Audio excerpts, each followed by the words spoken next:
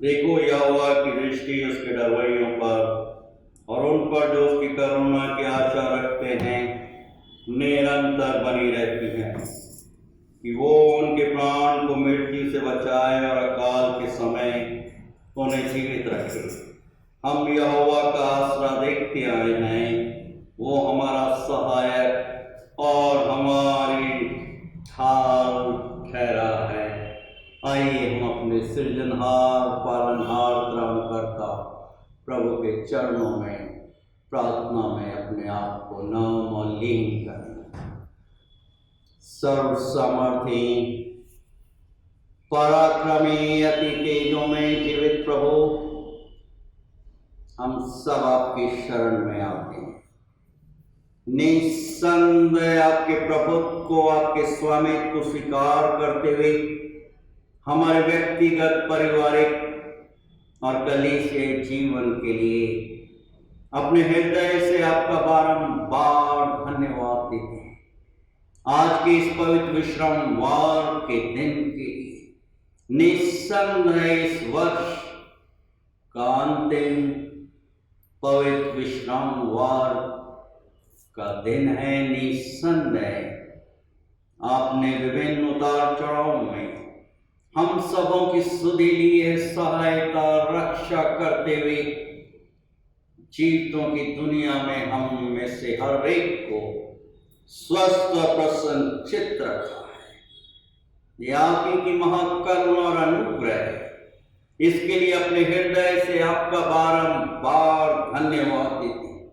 और भजनकार हमें स्मरण दिला रहे हैं, आमंत्रित कर रहे हैं कि देखो यहोवा की दृष्टि उसके डरवैयों पर निरंतर बनी रहती है।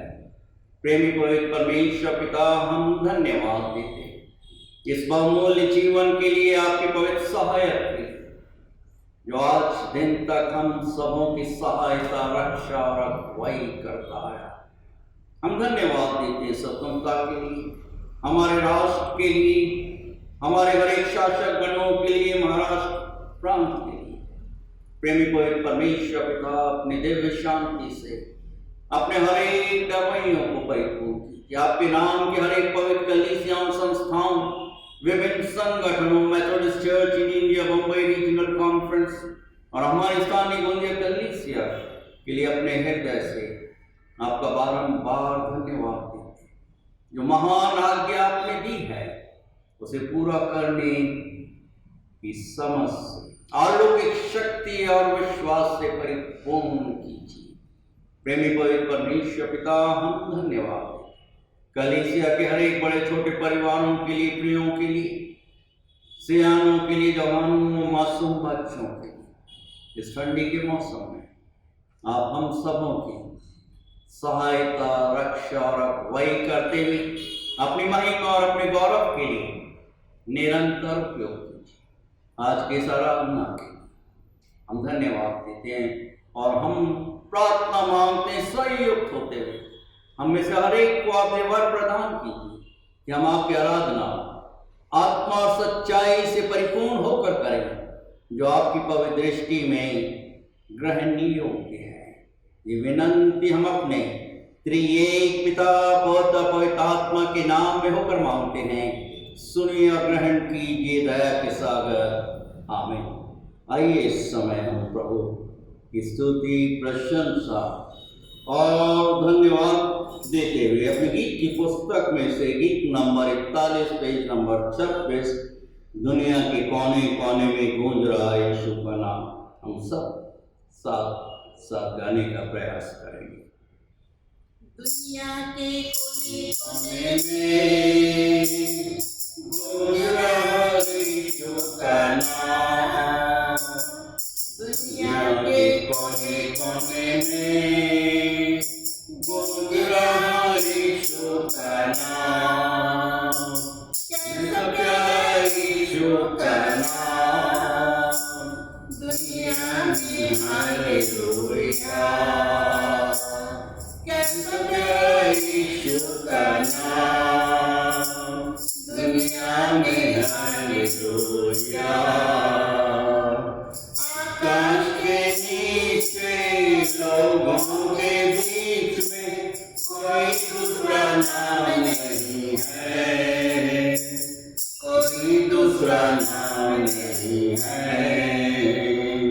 आकाश के नीचे लोगों के बीच में कोई दूसरा नाम नहीं है, कोई दूसरा नाम नहीं है।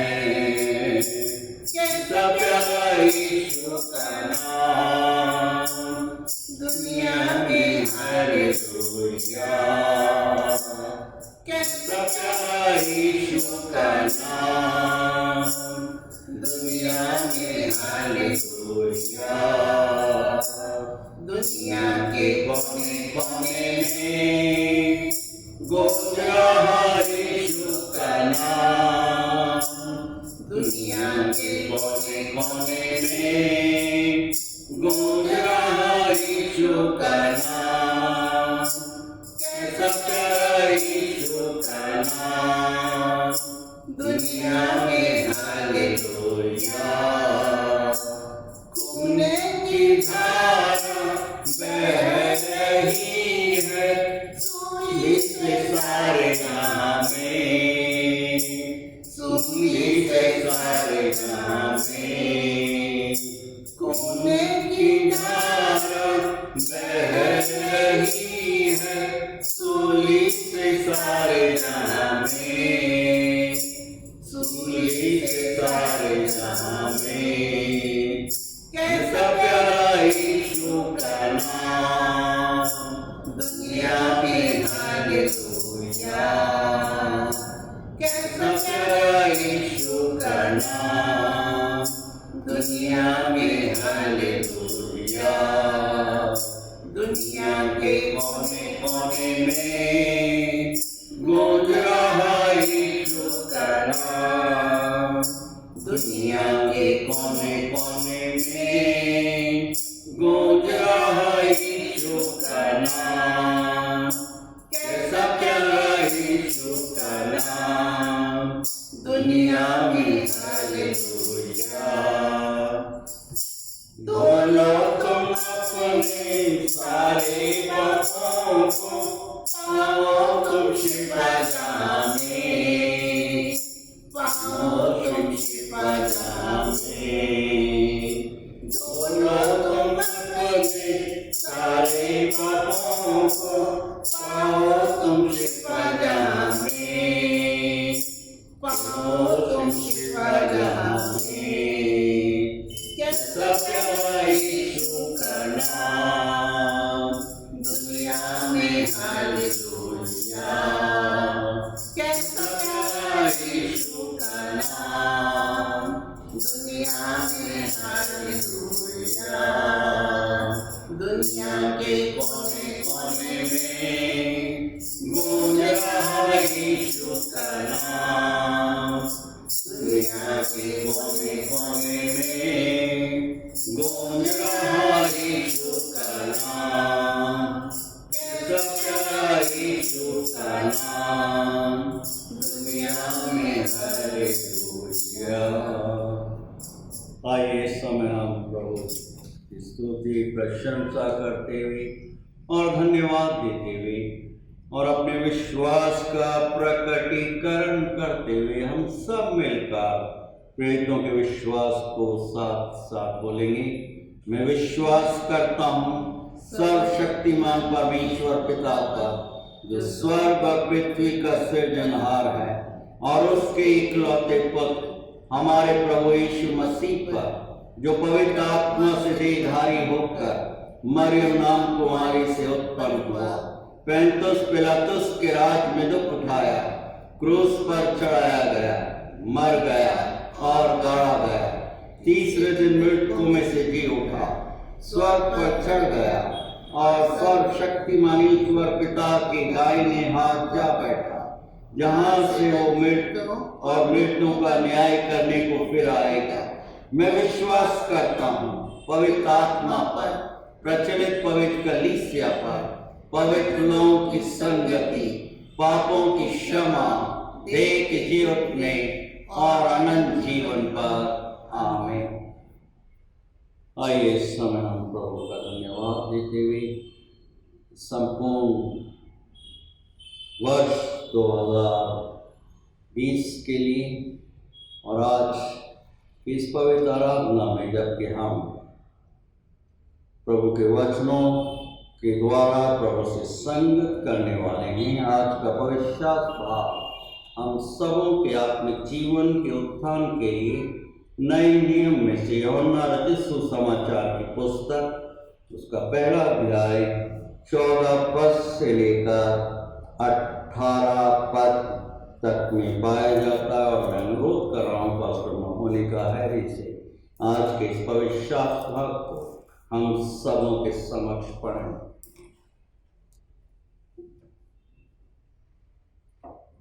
आज का धर्मशास्त्र मनन पाठ जो हमें मिलता है यूहन्ना रचित सुसमाचार उसका पहला अध्याय 14 वचन से लेकर 18 वचन तक, जो इस प्रकार से है।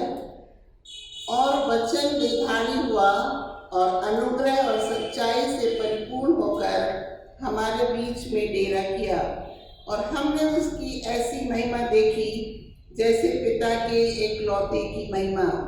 यूहन्ना ने उसके विषय में गवाही दी और पुकार के कहा, यह वही है जिसका मैंने वर्णन किया, जो मेरे बाद आ रहा है।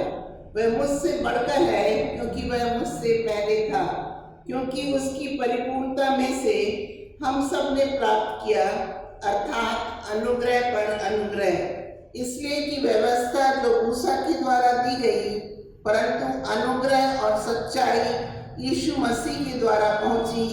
परमेश्वर को किसी ने कभी नहीं देखा, एकलौता पुत्र जो पिता की गोद में है उसी ने उसे प्रकट किया है। ये प्रभु परमेश्वर का जीवित वचन है। हमें इसे मानना, समझना और इसके अनुसार चलना बहुत आवश्यक है। आमीन।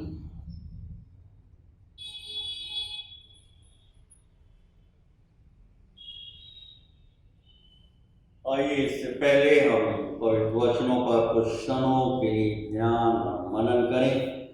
हम अपने सामर्थवान प्रभु से आशीष की प्रार्थना मांगेंगे। सर्व समर्थ पराक्रमी अति तेजों में जीवित प्रभु, धन्यवाद देते हैं आज के इस पवित्र दिन के, इस बहुमूल्य जीवन के, इन शांत क्षणों के जो आपने हम में से हर एक को हमारे व्यक्तिगत, पारिवारिक और कलीसियाई जीवन में प्रदान किया है।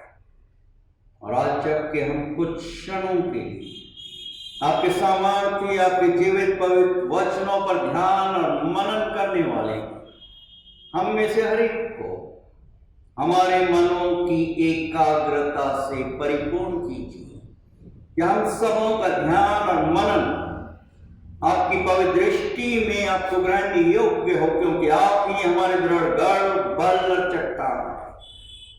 ये प्रार्थना हम अपने त्रिएक पिता, पुत्र और पवित्र आत्मा के नाम में होकर मांगते हैं। सुनिए और ग्रहण कीजिए दया के सागर। आमीन। यूहन्ना रचित सुसमाचार की पुस्तक उसका पहला अध्याय 14 पद से लेकर 18 पद तक, जो पवित्र सामर्थ्य और जीवित वचन प्रभु ने हम सबों के आत्मिक जीवन के लिए रख छोड़ा है। मैं कुछ क्षणों के लिए आपके साथ 14 पद पर ध्यान और मनन करने का प्रयास करूंगा, जो कि इस प्रकार से, और वचन देहधारी हुआ और अनुग्रह और सच्चाई से परिपूर्ण होकर हमारे बीच में डेरा किया, और हमने उसकी ऐसी महिमा देखी जैसे पिता के इकलौते की महिमा। अंग्रेजी में इस प्रकार से है, and the word became flesh and dwelt in our midst, and we beheld his glory, and the glory of the only begotten of the Father, full of grace and truth. आप सबों को बड़े दिन अनेकों अनेकों शुभेच्छाएं, शुभकामनाएं प्रभु यीशु के पवित्र नाम में ऑनलाइन की आराधना के द्वारा प्रेषित कर पाऊं। प्रभु हर एक को नाम बनाम आशीर्वादित करें। 14 पद हमें स्मरण दिला रहा है, और हमने उसकी ऐसी महिमा देखी जैसे पिता के इकलौते की महिमा। बड़ा दिन प्रभु की महिमा को देखना और अनुभव करना हर एक व्यक्ति विशेष के लिए नितांत आवश्यक है। प्रियो, आप सब को बड़े दिन और नए वर्ष में जबकि हम कदम रखने वाले हैं, इस वर्ष के अंतिम पवित्र विश्रामवार के दिन जबकि हम प्रभु की आराधना कर रहे हैं, वंदना कर रहे हैं, स्तुति कर रहे हैं अपने निवास स्थान पर, अति आवश्यक है कि हम अपने हृदय से प्रभु परमेश्वर का धन्यवाद दें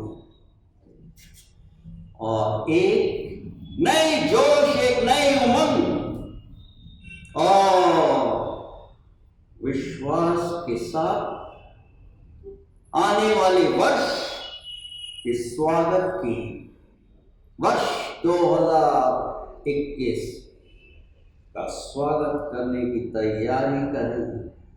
विश्वास के साथ प्रभु की राहों में, मार्ग में हम में से हर एक को हमारे व्यक्तिगत जीवन में आगे बढ़ते जाना है। और वचन हमें स्मरण दिला रहा है, क्योंकि हल पर हाथ रखकर अब पीछे देखने का समय नहीं है। जो बीत गया बीत गया। पौलुस प्रेरित हमें स्मरण दिला रहे हैं कि जो प्रभु यीशु मसीह में है वो एक नई सृष्टि है। प्रियों, एक सत्य घटना मानसिक पटल पर उभर कर आ रही है। एक सम्राट महाराजा धीराज अपने आप में बहुत ही विचारशील थे, चिंतन मनन के प्रेमी और सत्य के खोजी थे। और उन्हें एक खबर मिलती है कि दूर उनके देश के किसी गांव में एक दार्शनिक, एक बुद्धिजीवी, एक फिलोसोफर रहता है और वो बहुत ही बुद्धिमान है। सो उन्होंने अपने संदेशवाहक को भेजा और अपने हाथों से एक पत्र लिखते हैं, उस पर मोहर लगाते हैं और लिफाफे में बंद करके संदेशवाहक को देते। संदेशवाहक अपने महाराजा धीराज का पत्र लेकर दूर गांव की यात्रा पर निकल पड़ा और गांव के पास पहुंचकर वो उस दार्शनिक, उस फिलोसोफर के घर के दरवाजे पर दस्तक देता है, खटखटाता है। हाथ में उन्हें पत्र दिया और कहा कि महाराजा धीराज ने भेजा है। और ये दार्शनिक उस पत्र को बिना पढ़े नीचे रख देता है और कहते हैं कि सम्राट ने पत्र भेजा है, ये कैसे आप सिद्ध कर सकते हैं, प्रमाणित कर सकते हैं कि ये सम्राट ही ने भेजा है या किसी और ने? तुम्हारे पास क्या प्रमाण है कि तुम सम्राट के संदेशवाहक हो? उस आदमी ने कहा इसमें प्रमाण देने की मुझे कोई आवश्यकता नहीं। आप मेरे वस्त्रों को देखिए, जो खुद ब खुद आप समझ जाएंगे कि मैं सम्राट के दरबार से आया हूं। और ये दार्शनिक बोलते हैं वस्त्रों से क्या होता है। दार्शनिक ने कहा वस्त्रों से क्या होता है, वस्त्र तो कोई भी पहन सकता है। क्या सम्राट ने स्वयं तुम्हें अपने हाथों से पत्र दिया? संदेशवाहक थोड़ा आगे पीछे होते हैं। संदिग्ध अवस्था में उन्होंने कहा सम्राट तो सम्राट है, अपने महल में रहते हैं। निस्संदेह प्रधान वजीर ने पत्र दिया होगा और वजीर के द्वारा प्रधान अधिकारियों ने के पास आया और फिर मेरे को प्राप्त हुआ। वो दार्शनिक जोर जोर से हंसने लगा। उसने पूछा तुमने कभी अपने सम्राट को देखा है? संदेशवाहक बड़ी सहजता के साथ कहने लगा मैं तो बहुत ही छोटा सा सेवक हूं। सम्राट को देखने का मेरे को सौभाग्य कहां से मिले? दार्शनिक ने कहा जिसे तुमने नहीं देखा और जिससे कभी तुम्हारी मुलाकात नहीं हुई, पत्र भी उसके हाथों से तुम्हें नहीं मिला, फिर तुम ये किस अधिकार के साथ कह सकते हो कि सम्राट का पत्र है और उसने मुझे भेजा है? इतनी चर्चा होने के उपरांत, वार्तालाप होने के उपरांत संदेशवाहक का मन भी शंका से भर गया। पद की सारी बात ही भूल गया और दोनों निकल पड़े कि जब तक प्रमाणित न हो जाए कि सम्राट है और सम्राट ने ये पत्र भेजा है, उन्होंने उस पत्र को खोलने की जरूरत ही नहीं समझी। अब दोनों सम्राट को खोजने लगे, अनेक लोगों से पूछने लगे। सबने उत्तर दिया सम्राट तो हमारे देश में है और हमने उसे कभी नहीं देखा है। रास्ते में उन्हें राज का एक सिपाही मिल गया। दार्शनिक ने पूछा कि तुम कौन हो? उसने कहा मैं सम्राट का सैनिक हूं। क्या मेरे वस्त्रों को देखकर तुम नहीं पहचान सकते हो? दार्शनिक ने कहा बस इसी धोखे में तो संदेशवाहक भी था और मेरे साथ यहां पर खड़ा है। वस्त्रों से क्या होता है? क्या तुमने सम्राट को अपनी आंखों से कभी देखा है? वो सैनिक भी विचलित हो गया, शंका से भर गया। उसने कहा नहीं, सेनापति ने देखा है। सेनापति सम्राट से मिलता है, मैं तो एक छोटा सा सैनिक हूं। दोनों हंसने लगे। दार्शनिक कहने लगा अब तुम भी हमारे साथ सम्मिलित हो जाओ, हमारे साथ हो जाओ, जब तक ये प्रमाणित और सिद्ध ना हो जाए कि सम्राट विद्यमान है, सम्राट है हमारे देश में। जो भी मिला उसका सम्राट से कभी भी साक्षात रूप से अनुभव या मुलाकात नहीं हुई। बड़े आश्चर्य की बात है। यह कोई सिद्ध करता कि सम्राट है भी या नहीं। प्रियो, बड़ी आसानी के साथ सम्राट ने जो पत्र दिया था, काश वे दार्शनिक, काश वे संदेशवाहक, काश वे सैनिक को जितने लोग जो संपर्क में आए थे, जिसमें सम्राट ने स्वयं अपने हाथों से लिखकर एक निमंत्रण भेजा था कि मेरे महल में तुम्हारा अतिथि सत्कार होगा और मैं तुम्हें राज में नियुक्त करूंगा। लेकिन वे पत्र को उन्होंने पढ़ना ही उचित नहीं समझा। यदि वो पत्र पढ़ा होता तो सम्राट के विषय में किसी से पूछने की आवश्यकता ही नहीं होती। प्रियो, प्रभु का वचन निसंदेह आज खल और युगानुयुग तक एक सा है। पहला यूहन्ना रचित सुसमाचार की पुस्तक, पहला अध्याय 14 पद और वचन देधारी हुआ और अनुग्रह और सच्चाई से परिपूर्ण होकर हमारे बीच में डेरा किया और हमने उसकी महिमा देखी, जैसे पिता की इकलौते की महिमा। प्रियो, जिनका हृदय संदेह से भरा है, जिनके हृदय में शक है, उनके लिए ईश्वर के वचनों का कोई अर्थ है ही नहीं। वचन ये पत्र बंद अलमारी में वचन पड़ा।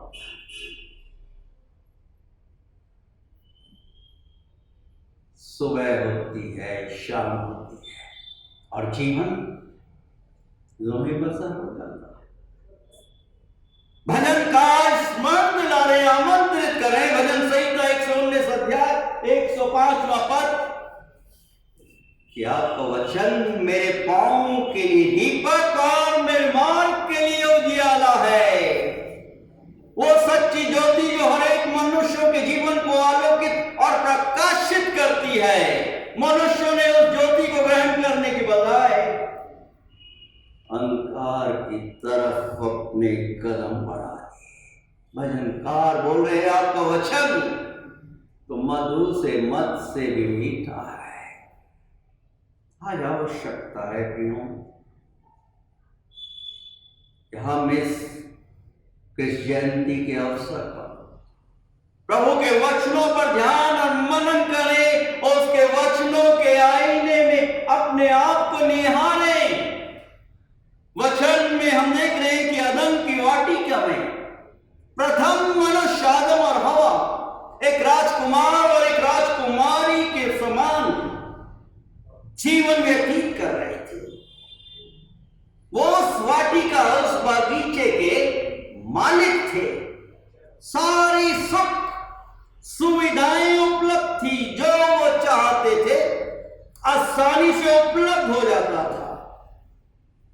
सर्व सामर्थ्य पराक्रमी जीवित प्रभु परमेश्वर से नित्य वो संगत करते थे दिन प्रतिदिन के व्यक्तिगत जीवन में। और प्रभु परमेश्वर ने प्रथम मनुष्य को आज्ञा दी कि भले और बुरे के ज्ञान के फल को तू कभी न खाना। एक आज्ञा दी, छोटी सी आज्ञा। आज हम देख रहे हैं एक छोटे से वायरस ने क्या किया है, हाहाकार मचा दिया है पूरे संसार में, हमारे देश में। और आज यही कारण है कि हम चाहते हुए भी प्रभु के आराधनालय में, विभिन्न स्थानों में, विभिन्न राष्ट्रों में प्रभु के लोग आराधना नहीं कर पाए। परंतु प्रभु जी बोल रहे हैं कि देख, मैं तेरे हृदय के द्वार पर दस्तक देता हूं, और यदि तू अपने हृदय के द्वार को खोले तो मैं तेरे साथ संगत करूंगा। यहां पर इस वाटिका में शैतान क्या कर रहा है? परमेश्वर के पवित्र वचनों, प्रभु परमेश्वर की पवित्र आज्ञा के प्रति प्रथम मनुष्य के मन मस्तिष्क में, उसके हृदय में शक उत्पन्न कर रहा है। और परिणाम स्वरूप प्रभु के क्रोध को ये प्रथम मनुष्य आमंत्रित कर लेते हैं और प्रभु परमेश्वर उस सुंदर डंक की वाटिका में से आदम और हवा को बाहर निकाल देते हैं। प्रियो, दिन प्रतिदिन वो सुंदर संगति जो प्रथम मनुष्य सामर्थ्य प्रभु परमेश्वर से प्राप्त कर रहे थे, उससे वो वंचित हो जाते हैं। उस स्वर्गीय राजा के साथ प्रियो, इस पतन के उपरांत प्रभु परमेश्वर ने प्राचीन समय से लेकर आज के इस वर्तमान समय में विभिन्न संदेशवाहकों के द्वारा, अपने भविष्यवक्ताओं के द्वारा अपने संदेश को भेजा है, दे रहे हैं। परंतु मनुष्य का प्रश्न कि किसने भेजा है, कौन है प्रभु, क्या प्रभु का अस्तित्व है अभी या नहीं। और आज यही कारण है कि मनुष्य असमंजस की परिस्थिति में अपने अपने राहें लेके पेड़ों के समान भटक चुके। परंतु प्रेमी प्रभु परमेश्वर ने एक उपाय, जबकि मनुष्य भटक चुका था, प्रभु की संगति से दूर हो गया था, प्रभु जो कि दयालु है, अनुग्रहकारी है, वे लंब से खोप करने वाला है, अपनी लोगों पर अपनी करुणा की दृष्टि बना के रखी। मूसा को, जो प्रभु परमेश्वर का बुलाया हुआ था, प्रभु परमेश्वर ने चुना था, विषम परिस्थितियों में सिनाई पर्वत पर अपने लोगों इस्राएलियों के लिए आज्ञाएं दी। मूसा भी प्रभु की दिव्य उपस्थिति में था, परंतु प्रभु के उस अलौकिक स्वरूप को नहीं देख सकता था। वो अलौकिक स्वरूप अलौकिक है।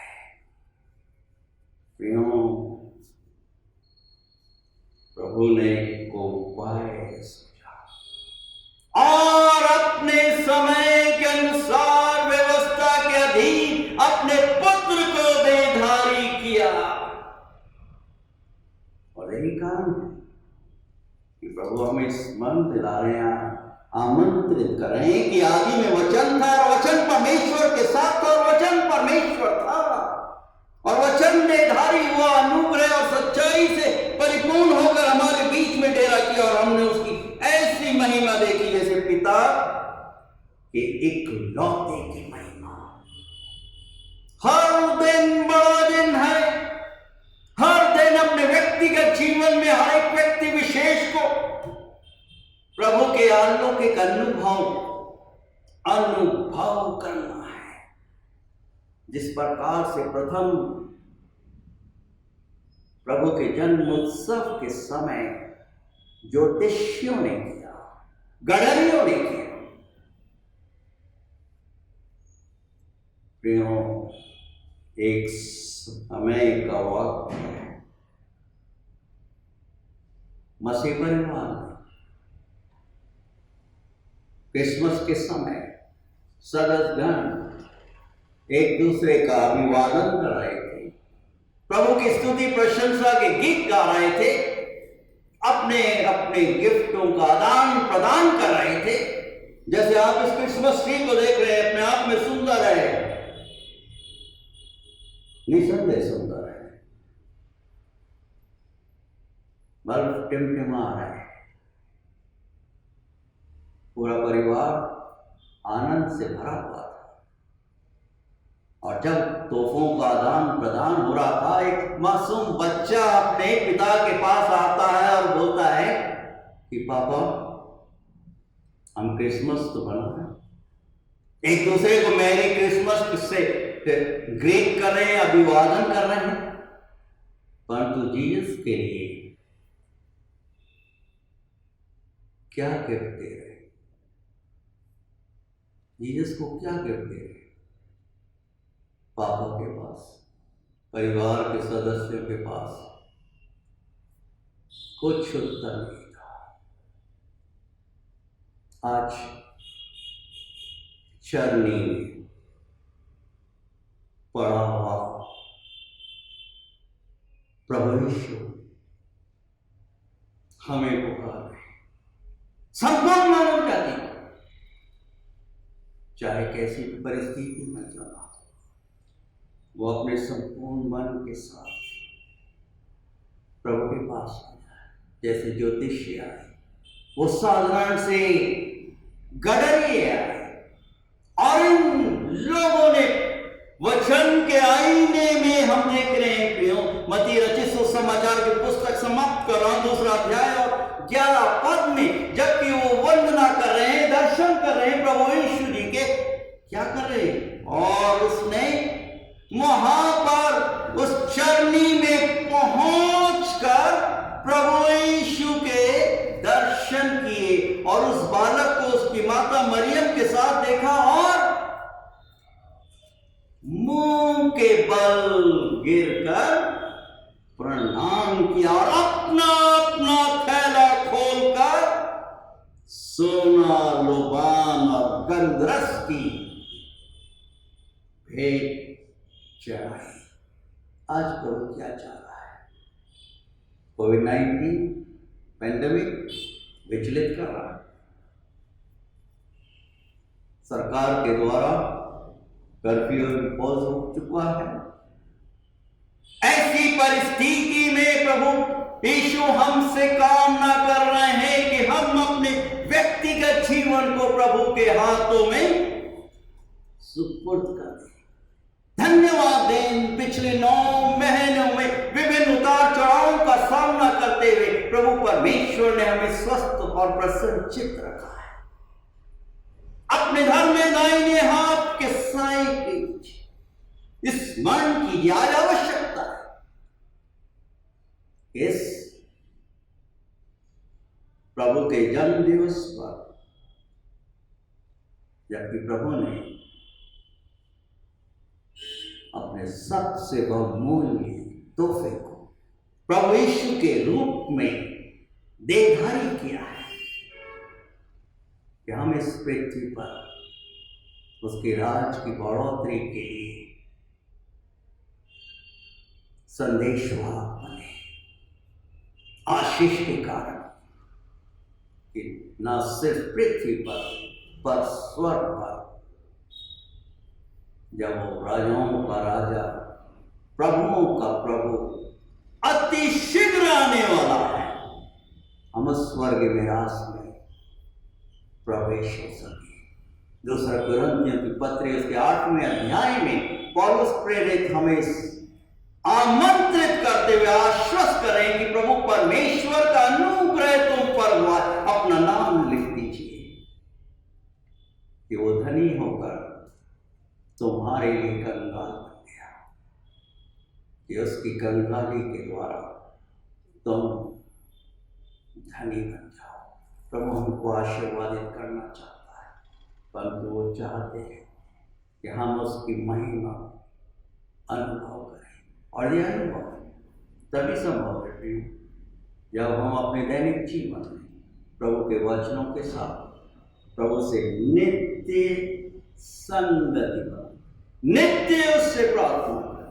जैसे दाऊद महाराजा धीराज प्रभु के सानिध्य में अपने आप को अर्पित करते हुए बोल रहे भजन संहिता उसके 16 अध्याय और 11 पद में कि आप ही प्रभु जीवन का मार्ग दिखाते हैं और आपके निकट आनंद की भरपूरी और दाहिने हाथ में सुख शांति बनाए। यह हमारी प्रार्थना होगी नित्य, प्रभु आप अपना दाहिना हाथ का साया मेरे ऊपर, मेरे परिवार पर, मेरे बच्चों पर, मेरे माँ पिता निकट संबंधियों पर निरंतर बनाते हैं और अपनी दिव्य उपस्थिति बनाते हुए, स्थापित करते हुए अपनी महिमा की, अपनी गौरव के लिए हमारा नित्य उपयोग करें। आइए हम अपने सृजनहार पालनहार त्राणकर्ता प्रभु के चरणों में नतमस्तक करें। सर्वसमर्थी पराक्रमी अति तेजोमय जीवित प्रभु, धन्यवाद देते हैं आज के इस पवित्र दिन के लिए, इस वर्ष 2020 के अंतिम पवित्र विश्रामवार के दिन के लिए। आपने हम में से हर एक को संभाल कर रखा है, स्वस्थ और प्रसन्नचित रखा है और अपने पवित्र सहायक के द्वारा सहायता, रक्षा और अगुवाई की है। इसके लिए अपने हृदय से आपका बारंबार धन्यवाद देते हैं। हम क्षमा चाहते हैं, मन, वचन और कर्म से आपकी आज्ञाओं, आपके पवित्र नाम का अनादर किया है, क्षमा कीजिए। पश्चाताप अंतकरण से परिपूर्ण करते हुए अपने दिव्य, अपनी पवित्र उपस्थिति में निरंतर बना के रखिए। प्रेमी पवित्र परमेश्वर पिता, इस समय हम धन्यवाद देते हैं आपके पवित्र वचनों के लिए। हमारे लिए एक बालक उत्पन्न हुआ है, हमें पुत्र दिया गया है, प्रभुता उसके कांधे पर है। वो अद्भुत युक्ति करने वाला है, पराक्रमी परमेश्वर है, अनंत काल का पिता और शांति का राजकुमार है। अपनी दिव्य शांति से प्रेमी पवित्र परमेश्वर पिता संपूर्ण संसार, हमारे देश, हमारा राष्ट्र, हर एक नागरिक, हर एक परिवार को प्रदान कीजिए। आप अद्भुत युक्ति करने वाले हैं, पराक्रमी परमेश्वर, दया कीजिए, सहायता, रक्षा और अगुवाई कीजिए। कोविड-19 पैंडेमिक से आपने बचा के रखा है, जबकि दूसरा वेव आने वाला है, इसमें भी आप हमारी रक्षा कीजिए। अपने धर्म में दाहिने हाथ के साए के नीचे अपने पवित्र लहू के बारे में रक्षा कीजिए।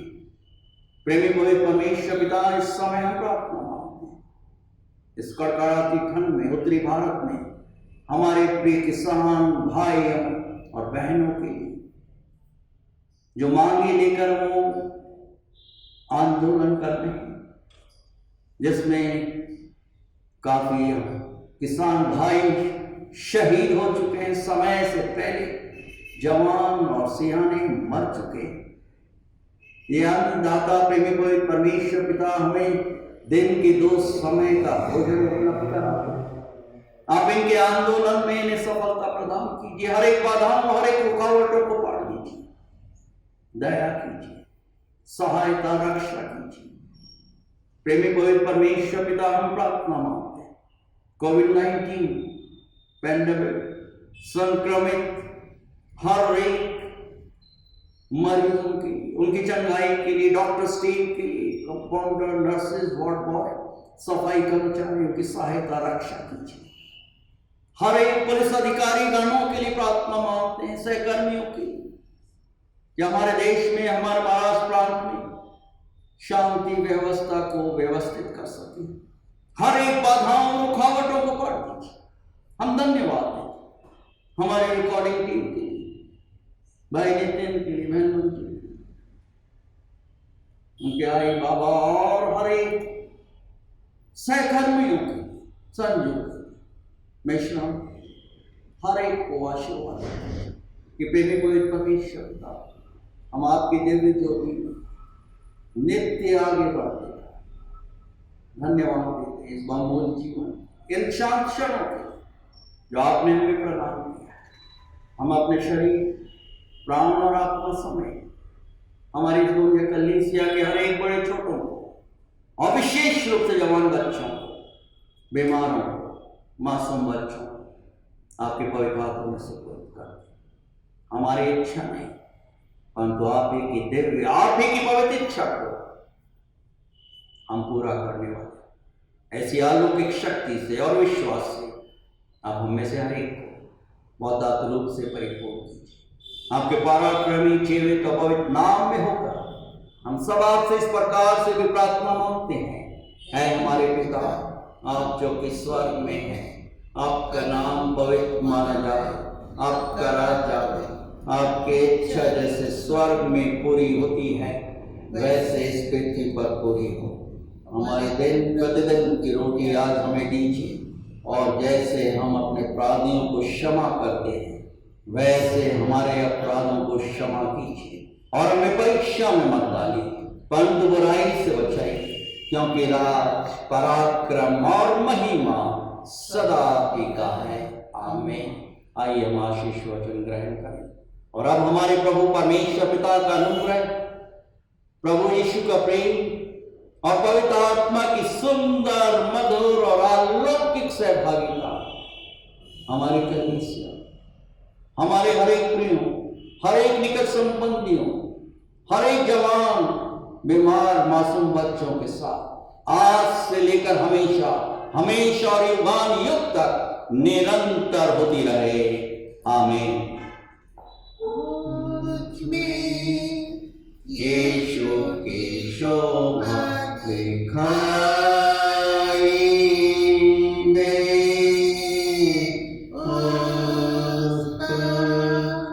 अद्भुत प्यार और सपने